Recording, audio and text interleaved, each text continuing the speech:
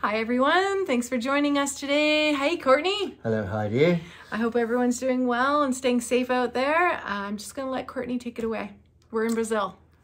Thank you. Brazil, yes. Hand to hand with the big Jesus on the way in with the big plane. I mean, it's just amazing aerobatics. And landed safely, and of course I met up with my party in Brasilia at this restaurant. We had a delightful dinner. I got to meet the people from our group. It's almost like a tour group, if you like, but you know. And then we go back to the João de Deus complex. I'm not recalling the name of the nearest town right now, but anyway, it was you know, it's pretty rustic. It's semi-arid. It's kind of on the edge of the desert, and so the accommodation they have, there's a little village of people that have oh, ka-ching, ha, delightful hair, and you have your own bathroom. Your own bedroom and bathroom, and there's a communal kind of dining hall, and they just lay out the food and you just help yourself. And the food, it's exotic, you know, for me, especially having been recently out of incarceration for so many years. And I'm in this exotic clime with this food that's just like, everything's fresh and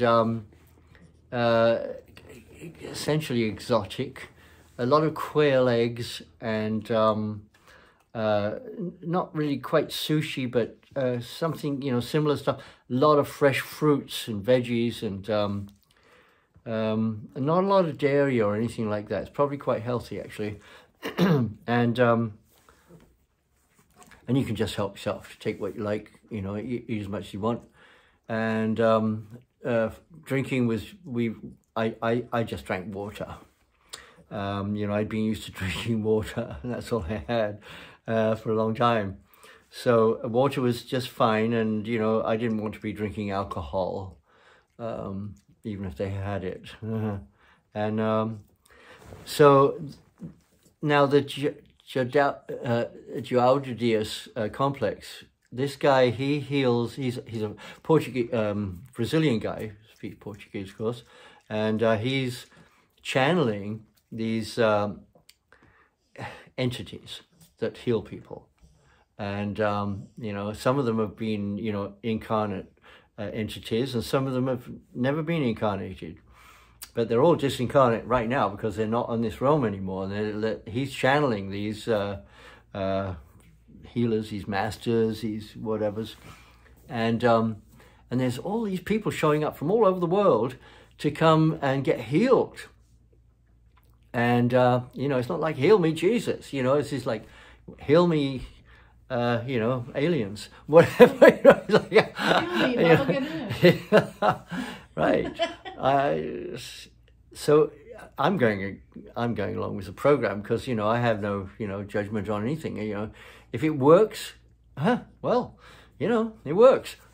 You know, how does it work? I'm interested, but I don't really care. If it works, it works. You know, there were film crews that have for years been going there and trying to figure out why it works. And this, you know, little crumpled up old guy, this little Brazilian peasant guy, essentially, is being managed by these, you know, slicksters, of course. You know, when I first got there, they were a little low key, and then, you know, even during the months that I was there, I was there for 6 months. And, you know, suddenly they're driving, you know, black Denali's and, you know, Escalades and blacked out windows, and, you know, they look like the bad guys. And they seriously are. This compound is generating a lot of money. Now, they didn't charge people to be at the compound for the healing. The only thing they sold was kind of a universal kind conglomeration of herbs and things that was everybody got, and you paid like $10 for it.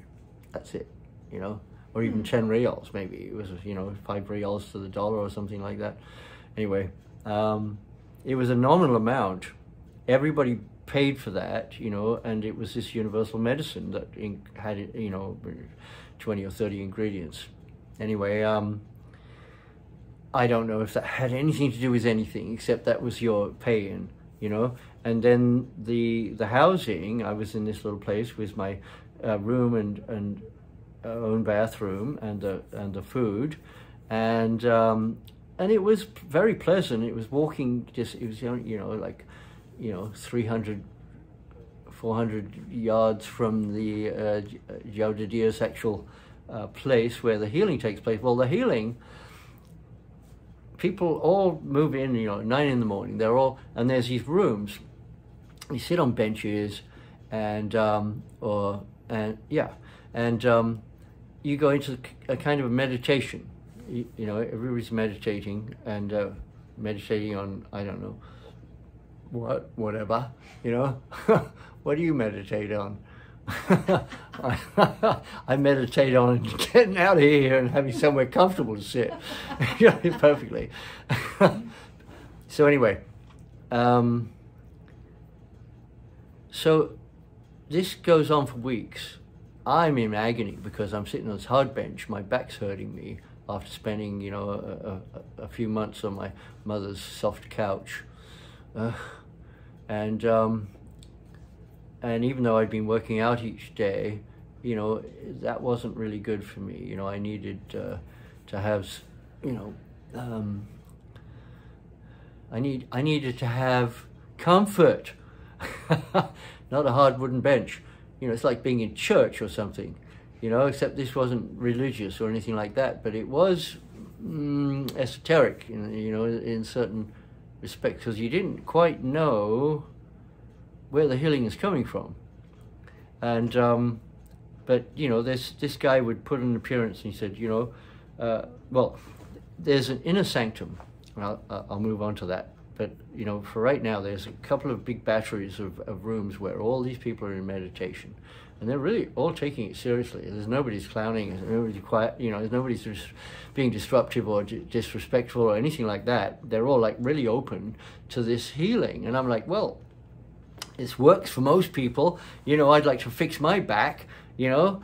Little did I know it was just, you know, too much gluten's causing inflammation that was making me hurt, you know. But it took me half a lifetime to find that out, you know. Of course, no doctor will tell you that because they can't sell you drugs.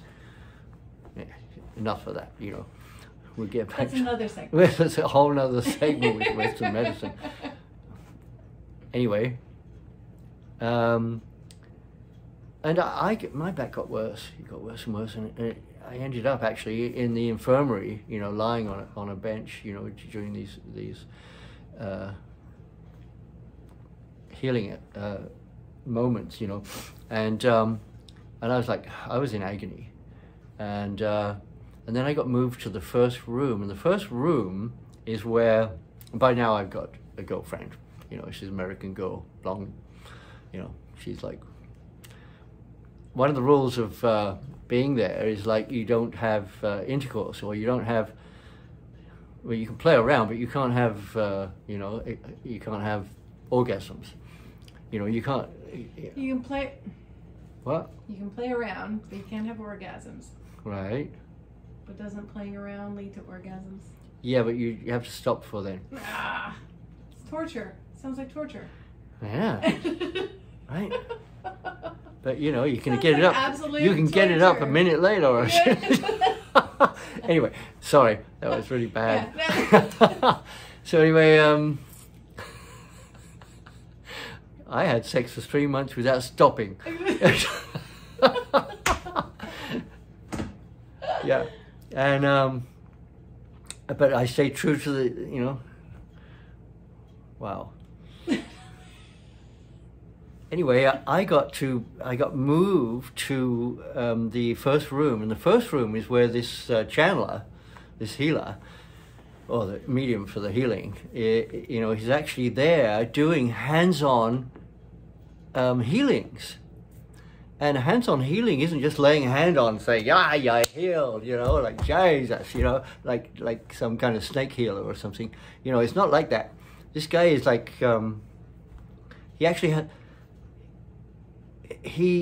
I got to be sitting on the other side. I was like a yard away from him. He was right there, and his, you know, whoever he's working on is right there. And at some point, it became my girlfriend that was right there. And she had, you know, she had a growth. She had, you know, she was here for, you know, a reason. She had cataracts. He peeled her eyeballs with a kitchen knife without even looking. You know, he was channeling, and he did this operation on her and opened her up, took shit out and closed it up with one stitch without any anesthetic or antibiotics or anything. And we walked out of there, and I'm like, I was like, what? And I said, how are you doing? She said, I'm doing fine. You know, I have to keep this bandage on this eye for a while because, you know, he worked on it. You know, he said maybe 3 days and just keep it covered. And I said, what about, you know, are you in pain? Are you, you know, she said, no, nothing, you know. I said, do you know what he did? She said, well, not really. You know, I kind of went into a zone. And he, you know, I said, well, wow, you know, 2-3 days later, you know, her eyesight's like it's never been before. It's like she can see everything. The wound where she had this growth is almost healed with one stitch, with no antibiotics and no anesthetic or nothing. It's almost gone. And then, you know, in a week it was invisible. It was completely gone, like it never happened. And it's not like we're under some kind of mass hypnosis or anything like this, because I watched other operations and I saw other people. It was quite amazing. I mean, seriously amazing. And people would come there that have been crippled in a wheelchair for like, you know, 10 years or more. And I saw them come in wheelchairs and all like, oh, you know, and a week later, they'd be up on the dance floor dancing, and their wheelchair is on the heap. You've got this mountain of prosthetics and wheelchairs and sticks and all this stuff that people showed up with, and they walk out of there dancing. I'm like, what? Wow. And, you know, this, along the way, I kind of developed a relationship with these, you know, guitar players, and I started a band, you know, just, you know, so I started singing and we were doing entertainment evenings, you know, for people. There'd be a lot of people. There's people from all over the world coming, you know, a lot of Europe, mostly English speaking, but not all of them. And I didn't run into Shirley MacLaine on that trip, but she'd been there several times apparently. Anyway, so this was an amazing thing. And my friend John and his son, they were there for, you know, a good while, and then they had to go back. And as of today, you know, his son is well, and you know, his diabetes never progressed. It never did anything really, and he became a veterinarian or something, and doing well. So it worked for him. My back ache went away. And I wasn't even, you know, thinking about that. It was just like the whole experience. And it was quite an extraordinary thing. And so my friend John, he was there with his daughter Amanda. And Amanda was 19, I think. No, she was, she might have been 19, 18, something like that. And she hadn't seen me since she visited with her father, you know, when I was in prison. And now she's a young lady and she's grown up. And she'd befriended this French girl that I met at the dinner party when I met up with the group in Brasilia. And, oh my gosh. So, so these girls are like, you know, they're very entertaining. And then Amanda goes off with her dad, and this French girl says, let's go to the pools. We were off on this nature hike in this exotic little forest area. And oh my gosh. So she's like intent on seducing me in the lake.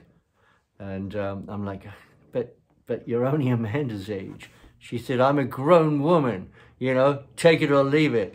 And I was like, yeah, well, I've been locked up for 5 years. Anyway, pretty good start. So anyway, delightful, really, you know, everything's really comfortable and easy, and nobody's like judgmental about anything, you know. She's there with her mother, and her mother said, yeah, you're the greatest thing since sliced bread, you know, you can take my daughter out anytime you want. I was like, really? Like, I don't know that, you know, this is so good. Of course, they were there hustling. Anyway, the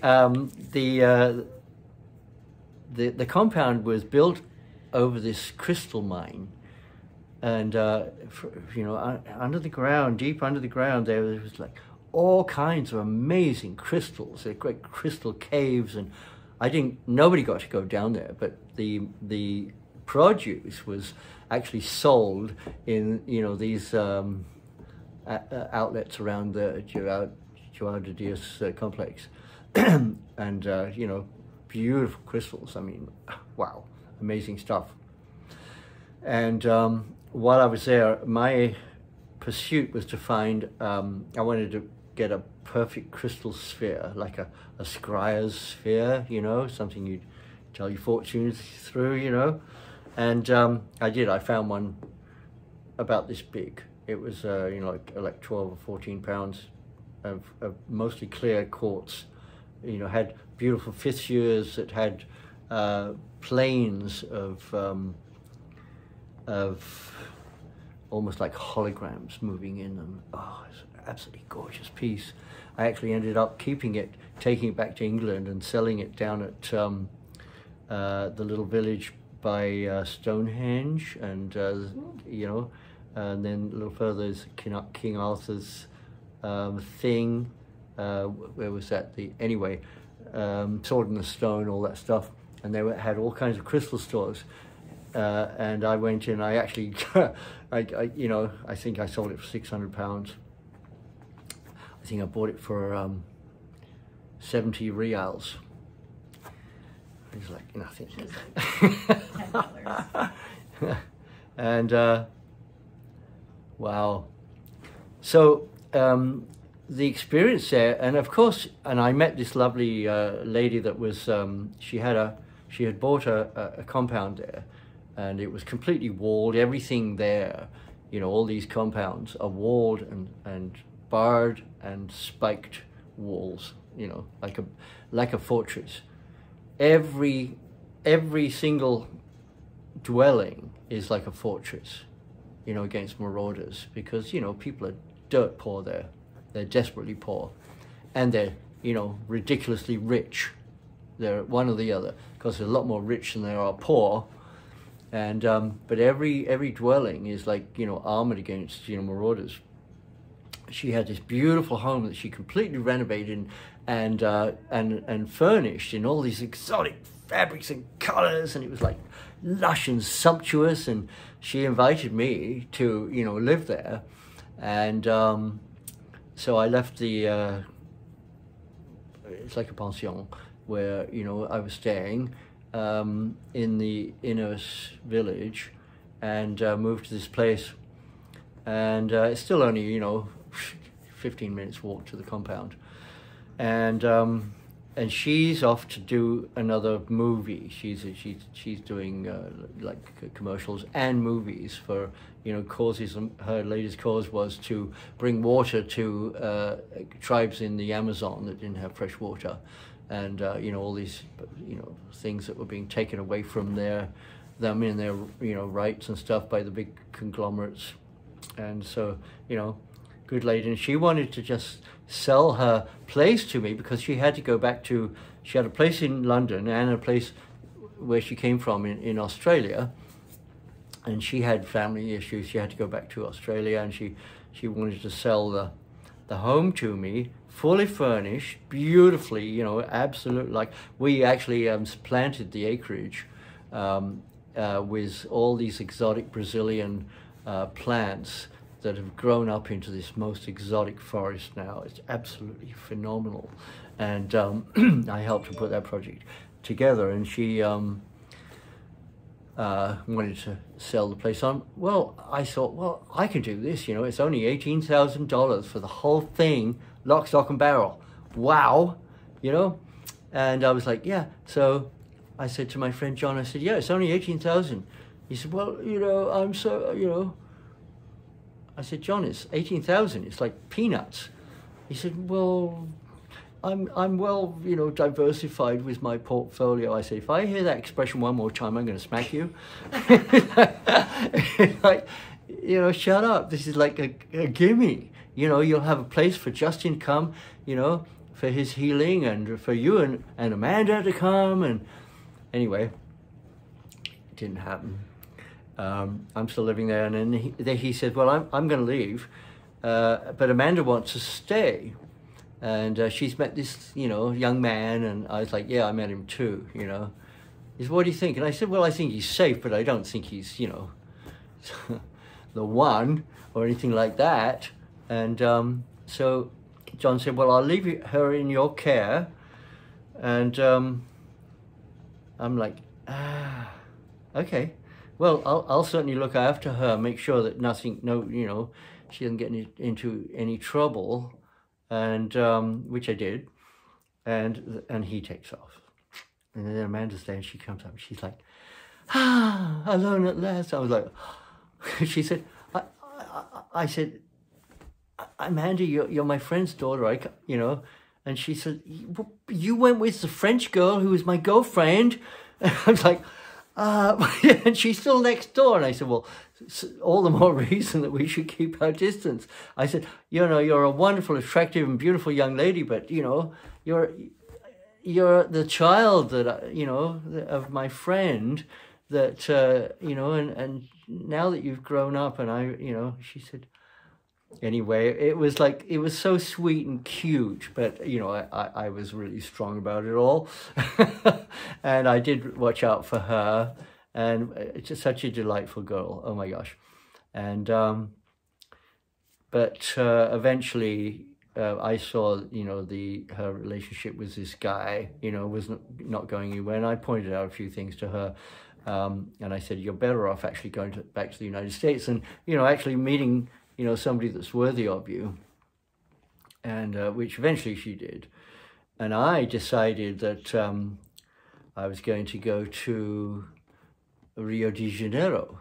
You know, I'd been here for 5 months or more, and you know, been entertaining people, met people from all over the world, had all kinds of opportunities. You know, gotten on a half-broke horse and ridden it like a champ. You know, and all these events. Oh, yeah, and I found this. See, this is semi-arid, you know. So, but there was this what we call a creek. You know, there was this little furrow of greenery that went down and down, you know, into the distance. And I decided I'd go and get down in that little stream bed and follow it down, which I did. And it was like a jungle in there, absolutely exotic. It was like a living jungle, and just like, you know, 30 steps away or so, you know, on either side is just a desert. But there's this creek running through there, and, you know, there wasn't a place where I couldn't wade through or just like, you know, paddle through, you know, and it goes down and down and down and down. And eventually, after an hour or so, I come to these great rocks, and I climb the rocks down and down, and I end up at this river. It's a big river coursing through there. And I go swim in the river, you know, go and get the tide, come back in, you know. And I was like, every day I would make that a journey down there. And then I'd come back up through these farmlands, and that was a really nice, like 2.5 hour trip. But eventually I got something. What did I get? I got sick. Malaria? Not malaria. It was from a river. It was from E. coli? Something like that. Not E. coli though, but it was anyway. Salmonella? Something like salmonella. It was from the river. Made you poop? Not particularly, no, but Throw up? no. I was just sick and my stomach felt bloated and I was like tired. And anyway, what was it? Anyway, I was talking to my friend that was trying to sell me her house. She said, "I know what that is." And she said, "And I know exactly the medicine you need, and you can go to a pharmacy and get it." Meantime, I'd been to, said, "I am sick," they put me on, this and that and the other, and nobody had a clue. But I went to the pharmacy and got this medicine she had recommended, which you can't get in, Western civilization anymore. It's really toxic. Cured it like that. She knew the name of it. I went in and asked for it, and the guy said, "Oh yeah, right. Yeah, it happens a lot around here. The river's polluted." Yeah, great. Nice.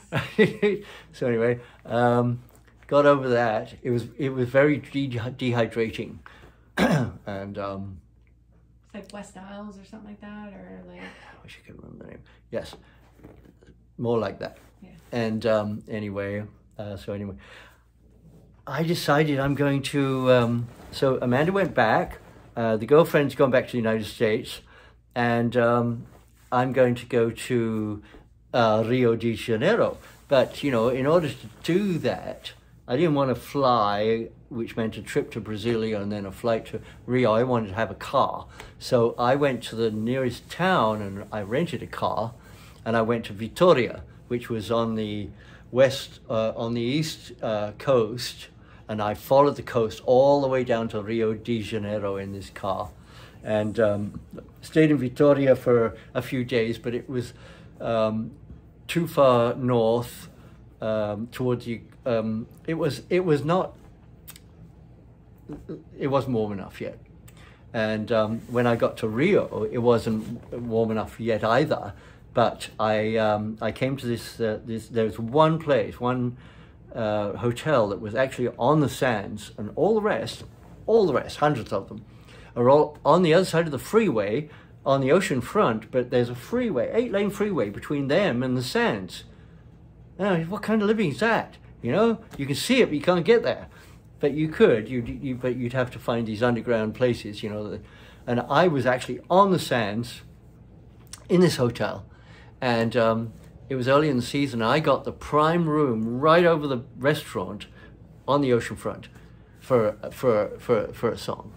And so this was wonderful. And I get up in the morning and I get my, I had a little radio, and I get a cooler of drinks and umbrella and, a chair, and I go set myself up on the beach. Well, there was so this was on the Copacabana. And the Copacabana and Ipanema. I was on the Ipanema beach and the Copacabana. They both joined on this rocky promontory. And on the rocky promontory was all these weights, bars and all stuff to work out on. So I'd go there, work out every morning, and then go set myself up on the beach. And I'd be the only one. There's miles of white sands, golden white sands, and in every direction. And little by little, there'll be little groups of these gorgeous young women, parking themselves, and all this beach, and they park themselves right around me. And I was like, well, right. Well, it wasn't about my looks or anything. It was about them wanting to get out of Brazil because they're not allowed out. They can't just leave. They need a sponsor and a whole bunch of rigmarole and legal stuff to leave, because if they left, they never come back. Because in Brazil, women can't own property, they have no rights, they can't do anything. Terrible. So anyway, I think this is a good time to pause. All right, we're leaving it in sunny Brazil, Rio de Janeiro, right. and We'll catch you guys next time. Thanks for tuning in. And remember, like and subscribe. Yeah. Thanks, you. Courtney. Thanks, guys. Bye.